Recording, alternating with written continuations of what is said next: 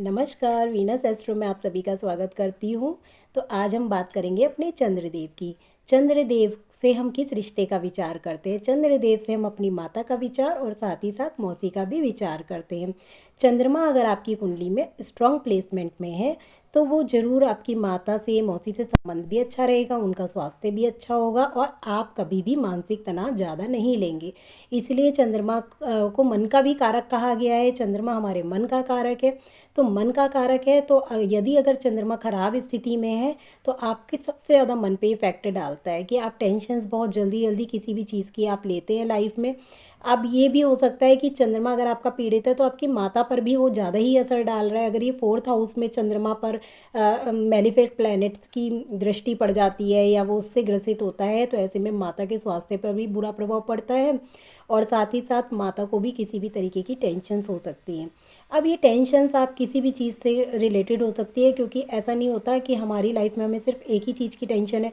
हो सकता है बच्चों को पढ़ाई की रिलेटेड टेंशन हो, रोग से पीड़ित हो, या फिर आप लोन बहुत ज़्यादा ले लिया उससे पीड़ित हैं, या फिर रिश्तों में आपके तनाव है। तो किसी भी चीज़ से आपको चंद्रमा तनाव देगा यदि वो पीड़ित है तो। और चंद्रमा को जैसे कि सुना है आप सभी ने कि हमारे मन का भी कारक है। मन हमारा क्यों चंचल होता है? क्योंकि चंद्रमा का प्रभाव इस हमारे मन पर होता है। चंद्रमा को ही मन का कारक बोला गया है। चंद्रमा एक राशि में सिर्फ 2.25 दिन तक प्लेस रहता है। इसीलिए जैसे जैसे जल्दी जल्दी ये प्लेसमेंट करता है वैसे वैसे सुना है कि हमारा मन भी बड़ा चंचल होता है, कभी एक जगह लंबे टाइम तक नहीं टिक पाता।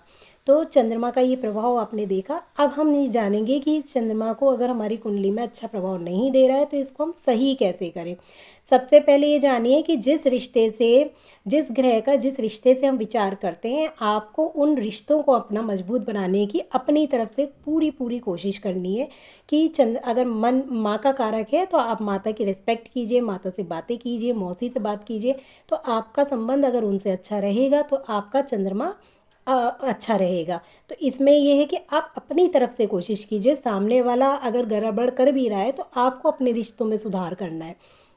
दूसरा, चंद्रमा को और भी अच्छा कैसे किया जा सकता है, अपन हमारे भोलेनाथ भोलेनाथ की पूजा कीजिए, उन पर जल अर्पित कीजिए। और चंद्रमा को आप चंद्रमा की रोशनी में टाइम स्पेंड कीजिए। तो इससे आपका चंद्रमा बहुत अच्छा हो सकता है। ओम नमः शिवाय का जाप कीजिए, ओम सोम सोमाय नमः का जाप कीजिए।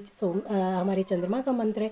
तो इसी तरीके से आप हर ग्रह को सही कर सकते हैं, बस आपके अंदर वो इच्छा होनी चाहिए। अब यदि आपका चंद्रमा पीड़ित है तो आसानी से वो अच्छा आप करने की कोशिश ही नहीं करेंगे, क्योंकि आपका मन भटकने लग जाएगा।